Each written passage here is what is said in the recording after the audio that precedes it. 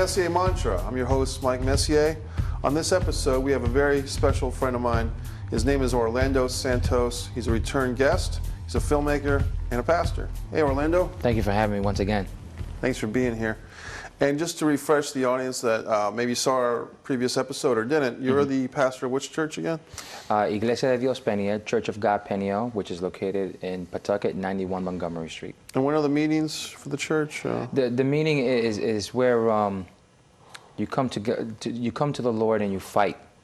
You don't stop. You come and fight for your salvation. Many people, they tend to not to go to church, and they don't fight for their salvation. They just go to church because it's like a daily thing to do, or it's the norm, or right. For me, it's something that we do. We have to fight for our salvation because we never know when those trumpets are going to sound. You never know when the rapture is going to happen. You never know when God is going to come knocking at your door and say it's time to come home. Which brings us to the teaser of your new film. Now, this film has not been produced or filmed yet. No. This is what you're using to get attention, or even financiers or producers, co-producers type of thing. Yeah. Exactly. It's a way to look for financing and let people know what the movie's about. It's called Prophecy of End Time, and it deals with the rapture, the Antichrist, and what's going to happen for those people who are left behind after the Lord comes for His people. So it goes back to the beginning of what I just said. When that knock coming at your door, this is going to happen for those people who didn't receive that knock. Ring them bells. That's Bob it. Dylan. Okay. So Orlando, I'm going to take us right to the teaser. Okay, let's check out the teaser for Orlando Santos' next project. Let's check it out right here on Messier Mantra.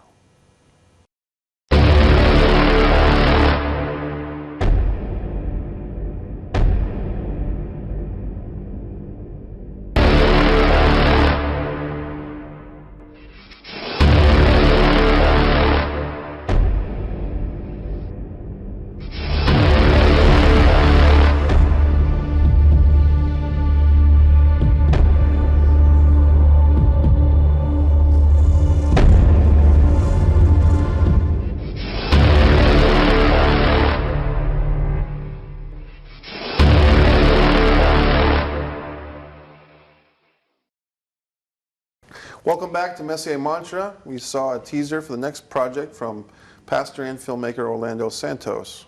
Orlando, welcome back. Thank you for having me once again. It's been a blessing. I'm excited to be on your show. Thank you. And give me the title of the film and where the exact title comes from, because it's biblical revelation, so to speak. Prophecy of End Time. And how did I come up with the story, and what made me want to film a movie that has to do with end time? When I was young, I was presented a vision when I was little of the end time. And as I grew older, about 7 years ago, I had a revision where I came from the hospital. I was sick. I came on a trip, and I don't know what happened. I came home and I was super dehydrated. Right. Make a long story short, I came from the hospital, and I came to the bed, and I pretty much kneeled down and I started praying. And I asked God, you see my situation and where I am, and I need you to talk to me. Because right now, I don't know what you want me to do. Right. The conversation went a lot longer, and it was more intense. I went to bed, and I put my hands, behind my head, and I'm looking at the ceiling. Sure. And my wife comes in, she lays down next to me, and good night, honey. I said good night, and I'm still looking at the ceiling. And while I'm looking at the ceiling, I have a actual TV that comes from left to right. Okay. And the first thing that I saw was the logo, which says HD for high definition, which is kind of funny because throughout the prayer that I had moments ago, I was asking God, you need to talk to me clearly so that I can understand. So it's funny how the first thing I saw was the HD, and when that came in front of me, mind you, I'm not asleep. Right. I'm literally awake. And when I'm seeing this, I look at my wife and I shove her, and what she does, she just moves over. I'm like, okay. So I'm more in tune in what's happening. And I see myself transported onto an island of Puerto Rico where my mom and my dad are in their house. And while they're there, they are looking away, and at that moment, the rapture happens, and they disappear. Oh boy. And my father was holding an antenna in his hands, and it literally he disappears and the antenna hits the floor. When I see that, I was about to ask question, what's going on? But something kind of told me, shh, just watch. Right. So when that's happening, I'm continuing to watch, and he takes me to a church. Okay. And when I'm in church, 4 people from the church, including the pastor, disappeared. Everyone else stayed. Right. Interesting. From there on, he took me to another church, and in this other church, the little old lady that sat in the front disappeared. From there, he brought me to a mega church where they had 2 pastors. How did I know I was 2 pastors? I don't know. Okay. All I know, for me, it was 2 pastors up there, and one of the pastors left, the other one stayed behind, and half of the congregation stayed, the other one left. Wow. That was impactful to me, to the point where I was like, okay, I'm trying to speak, but I couldn't talk. Right. Now he takes me to a dream, that vision that I had when I mentioned that I was a little kid. Yes. He takes me to that vision, and that vision is me being a little kid, going to a window, and when I'm looking through the window, I see that World War III is happening. Oh boy. Yep. And everything is happening, and every destruction is happening, and all I'm seeing is missiles flying everywhere. Yeah. It's complete chaos. Right. And at that moment, I put my hand on the glass and I said, Lord, don't let this happen yet, because me and my family are not saved yet. Wow. And at that moment, it brought, because now I feel like I was having a double whammy. It's like I was seeing what I saw when I was little. Yeah. When that happened, everything evaporates, and I literally grabbed my wife and pushed her so hard I threw her on the floor. Yeah. She wasn't too happy about that. I bet. But she was concerned and worried to see what was going on. Because you felt this was going to come on to you. Exactly. I knew Right. something was happening. So I told her, it's like, I need to do something really big. And it's like, Yeah. I need to, it's like, God just gave me a vision. And it's like, what do you mean about a vision? And he says, it's like, the end time is near, more near than we can ever expect it. It's here. Right. And I said, what, you was just dreaming. It's like, and my exact words were, woman, I am telling you, I am as wide awake when that happened as I am now talking to you. Right. And she says, are you serious? It's like, yes. And it's like, didn't you hear me touching you and pushing you? It's like, I felt it, but I thought that you was just trying to get comfortable in bed. I'm like, Right. oh. Okay. So at that moment, I said to her, I need to write a script. Yes. And I don't know what title I'm going to give it. I don't know what's going to be, but I'm going to write a script, and it has to do with something that has to do with the end of times.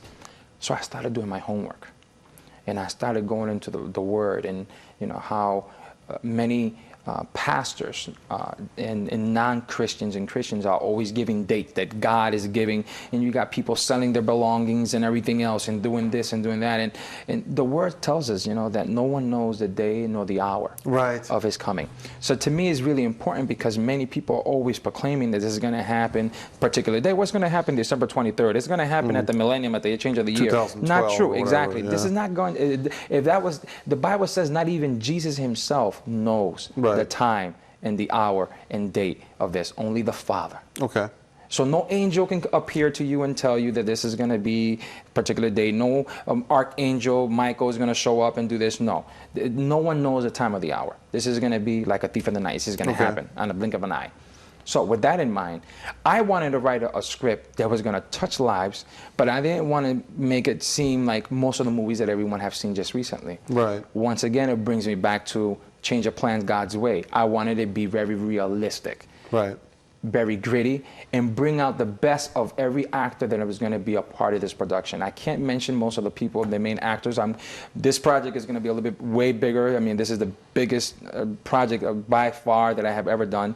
I'm going to have some major actors in this movie, which I am not able to mention their names for legal reasons. Okay. You know, but this movie is definitely going to be bigger, better, impactful, very realistic, very gritty, and it deals with everything from the book of Revelations all the way towards the end. Many questions that many people have mentioned to me is how many parts are you going to be making with this movie.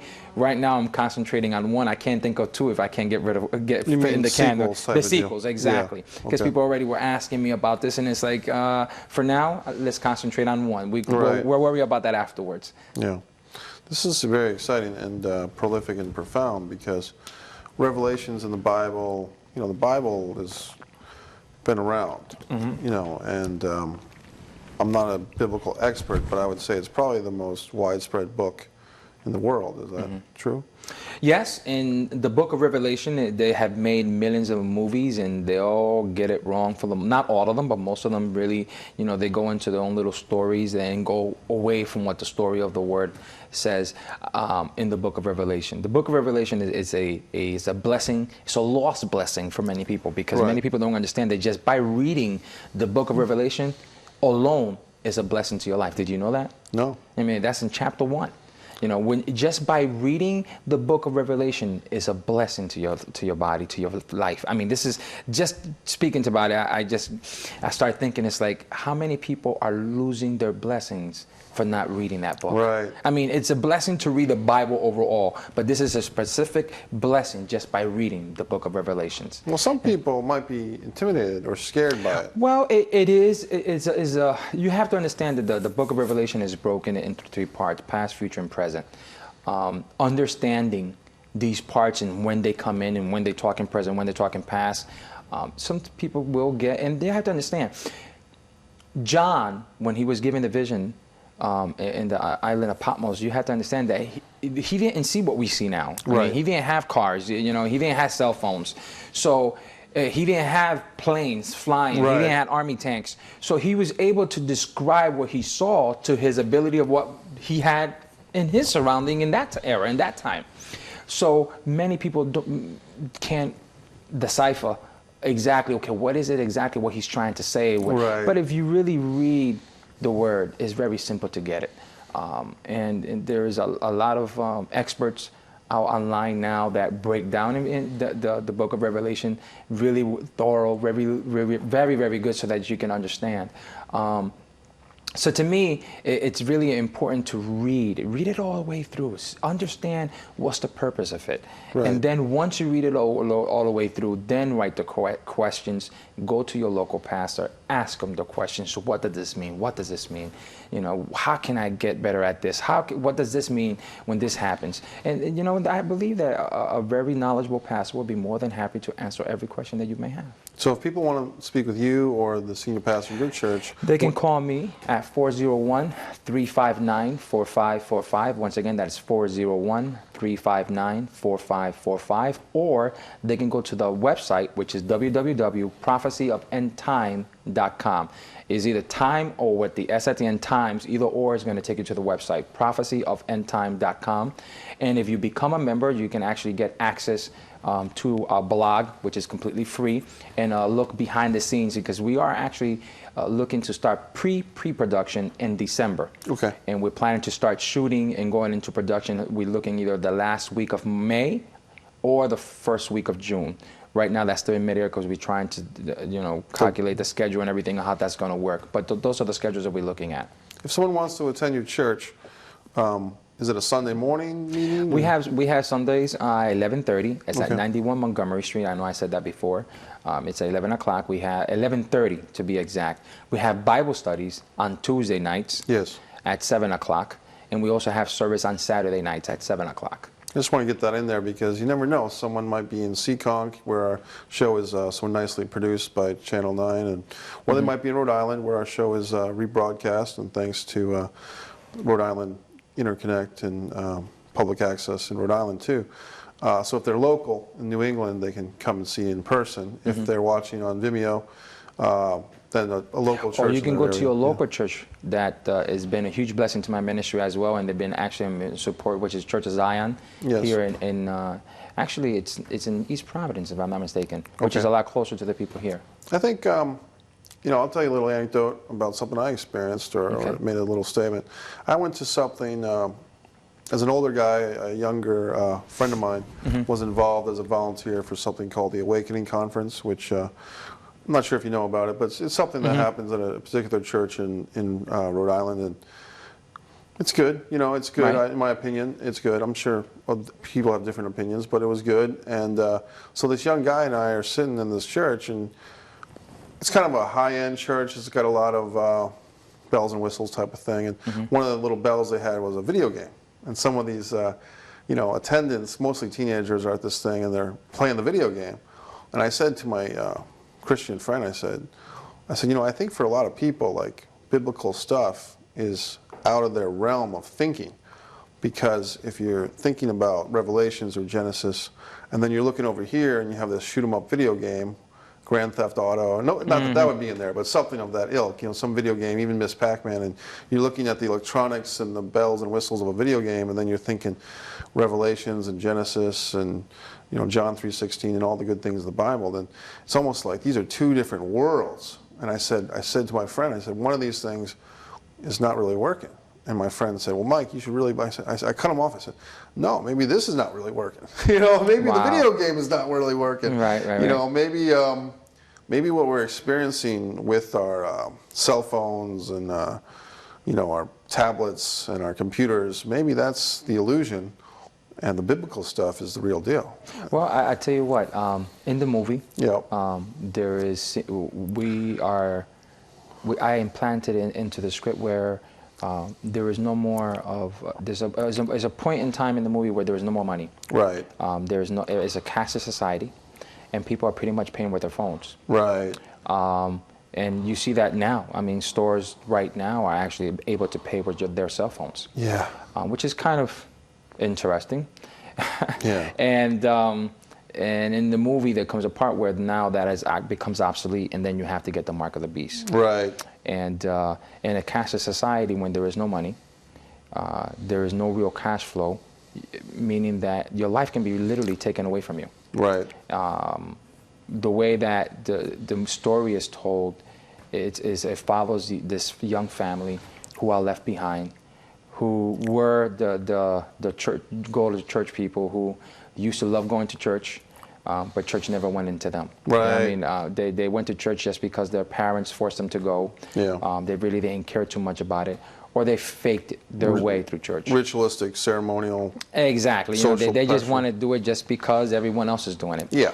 And when they are left behind, they are caught and understand. They're actually not caught. They actually understand that everything their mom and dad, grandma, grandpa, and talked to them about, Right. just happened in their eyes. Yeah. Everything the Word Right. spoke about just happened, and now they're there. Now what? Yeah. You know, the light out of this world is gone. Right. And you are literally now fighting for your life, where Christians are now labeled the new terrorists and beheaded for their faith. Right.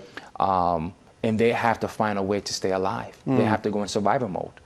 And I keep it as realistic as possible. I'm not going to cut corners. I know that I get a lot of heat from pastors because they want it to become, they want to make it put too much biblical. Right.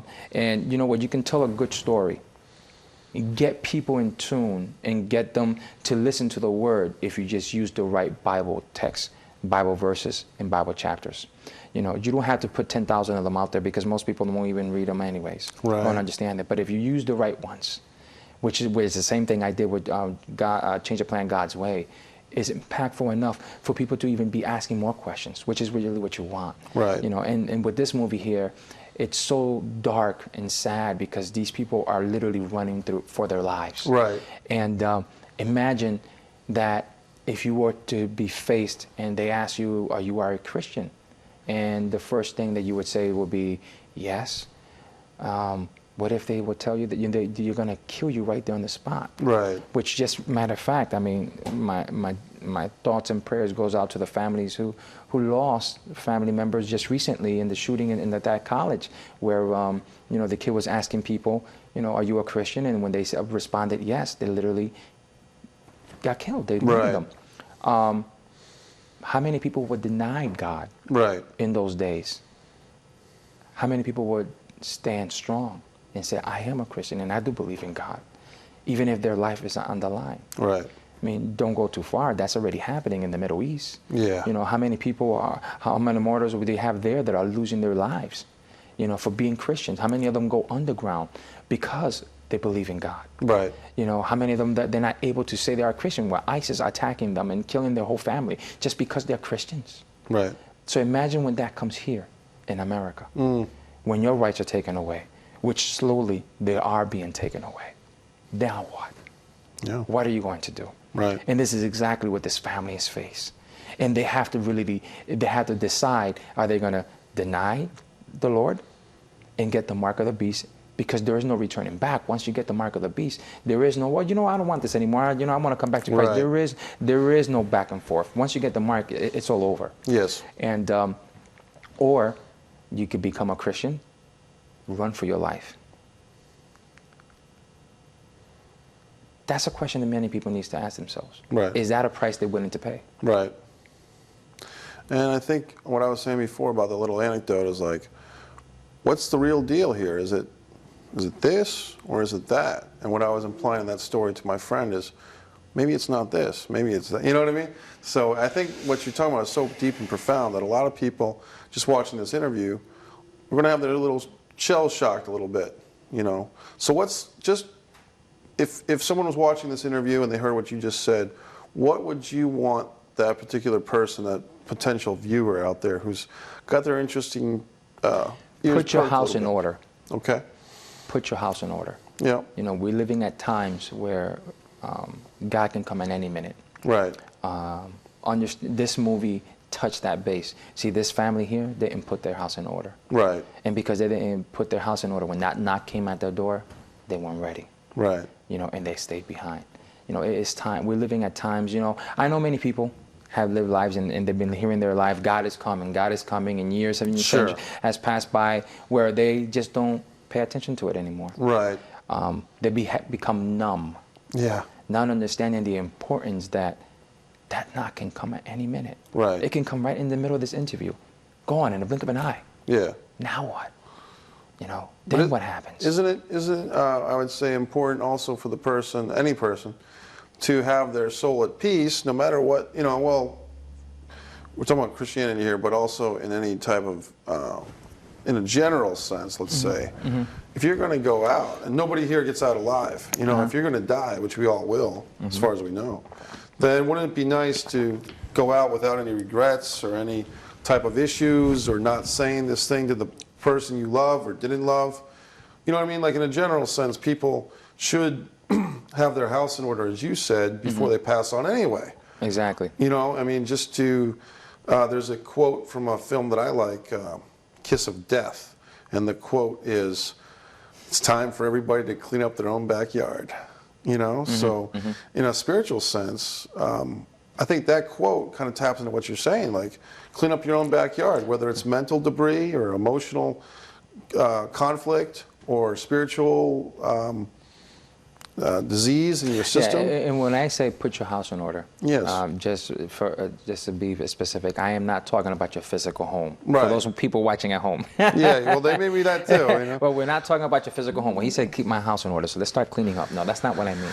I'm talking about this right here. Yes. Yourself, your life, your heart. How do you find yourself in God's eyes? How Right. do you think God sees you? Are you living by God's standards? Are you living by His word? And if not, ask yourself the main question.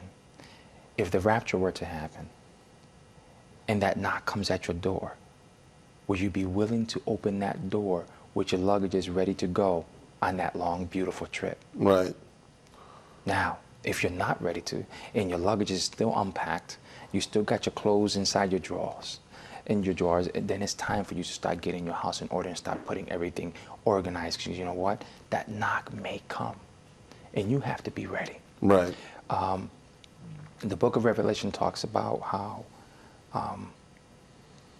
important it is to be able to be ready, because when that time comes, many people will find themselves in parties, giving themselves in parties.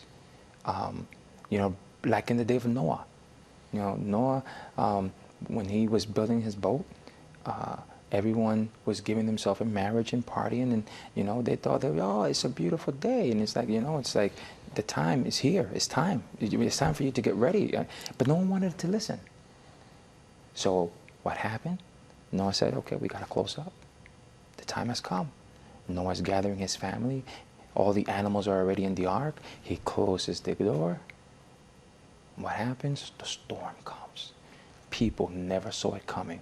It was the most beautiful, sunniest day, then they just didn't see it coming. Right. And that's exactly how the rapture is going to happen. You are not going to see it happening. this movie, Prophecy End Times, talks about everything in details. And I know many people are going to be saying, how come he's not mentioning Bible texts? And I'm trying to stay away from that at this point in time only, because I'm trying to emphasize a lot of it, because I don't want to give away too much of the movie, because if I start giving stuff away, it's going to talk about the movie more deep. But if you want Bible texts that we are using in the movie and everything else, you can go to our blog and our website, Prophecy of End Time, and you will get every detailed information that I'm not giving here. Because I love to talk about the Bible and love about the Bible texts, but I tell you what, if you leave it up to me, that's what I'll be talking about all night long. Yeah, we'll be here for a week. Because I love talking about my Savior. Orlando, we've only literally got a minute left, and it's funny because when you and I talk, time does fly, you know, so the rapture of our conversation somehow happens, because before you know it, we got to go. Is there anything in the last 45 seconds you want to get out there? I go back to that main story. Remember what I said about that little kid seeing everything happening in front of that window and seeing everything disappear, and how he called on to God and said, Lord, please don't let this happen, because me and my family are not ready yet. If you are like that little child who find yourself that your house is not in order, it is time to put your house in order. It's time for everybody to clean up their own backyard. Amen. That's my final statement to Orlando Santos. Thank you. Thank you for being here. Thanks for being here. This has been a great, enlightening episode of Messier Mantra. I want to thank our guest, Orlando Santos. He is a pastor and a filmmaker, and thanks for watching Messier Mantra.